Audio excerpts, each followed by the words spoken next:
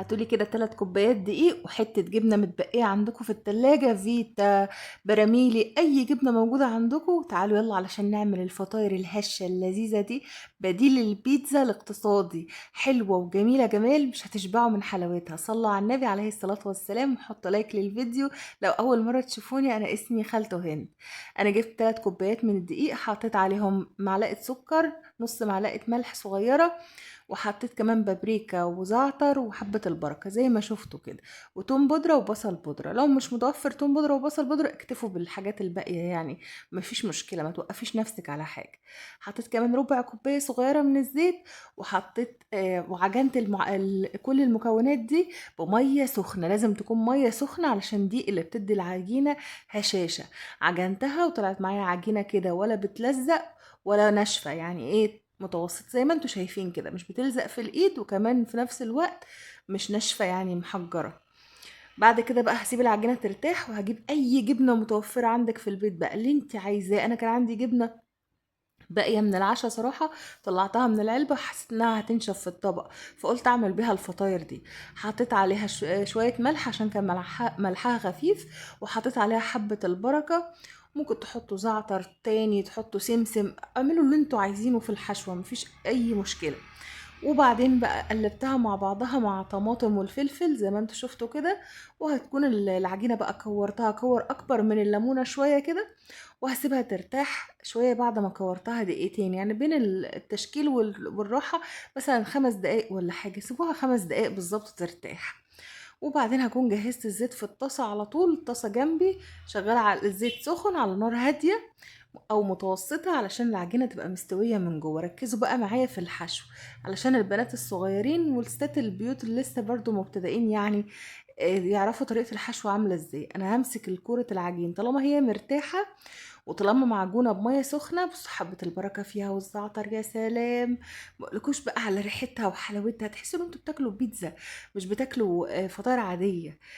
فاهمين يا خالته هند؟ حطي لايك لو وصلت لغاية هنا، وقولوا لي بتتابعوني منين. بجيب بقى حتة حشوة مناسبة كده لحجم العجينة، وبعدين بطبق النص ده على النص ده كده، واتاكد بقى ان الطروف كلها اتقفلت عشان ما الجبنه والحاجه ما تطلعش مني في الزيت. وبعدين بقى المفروض ان انا استخدم طماطم تكون ناشفه، يعني مش طماطم طريه تنزل ميه في الجبنه. فاهمين يا خالتون؟ شفتوا طبق الجبنه معايا ما كانش فيه اي ميه خالص ولا اي سوائل نازله من الطماطم اهو. هتقفل بقى حروف العجينه واضغط على الفطيرة، بس ايه، ضغطة صغيرة واركنها على جنب. كل ما ارتاحت كل ما هتديكي هشة ونفشة وبشة وتبقى ايه، زي الفل. استعجلتي عليها مش هتبقى يعني مش هتبقى واخدة راحتها في انها ترتاح والعجينة تتمدد براحتها.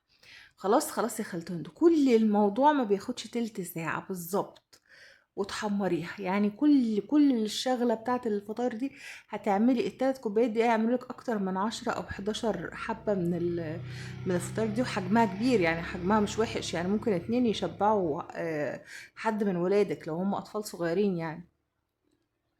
وتحط بقى الحشوة. اهم حاجة زي ما قلت لكم ان الطماطم ما تكونش بتنزل مية، يعني تكون طماطم ناشفة، تختاروا الطماطم الجامدة.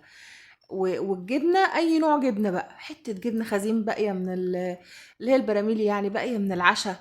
حته جبنه فيتا باقيه منك زي ما انا كده برضو كانت باقيه مني. انا كترت في وانا بحط العشاء، كترت ايه، جبنه في الطبق.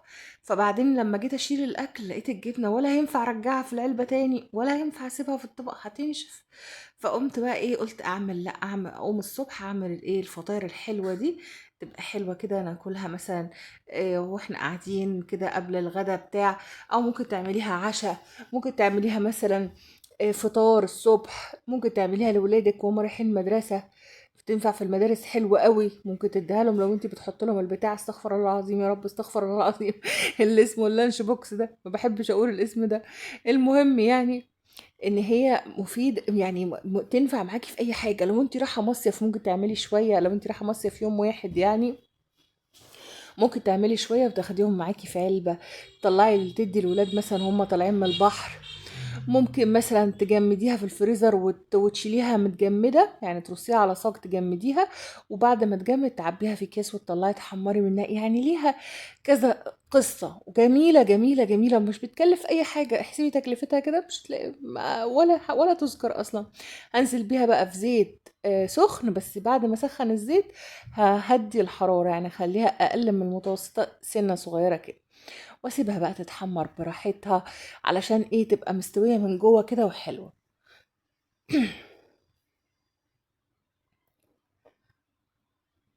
ايه رأيكم في الحلاوة دي؟ لو عجبتكم الفطاير دي بقى يا ريت تعملوا لايك بقى، ما تنسوش اللايك وتعملوا لي الفيديو، وشجعوا كده المحتوى المحترم.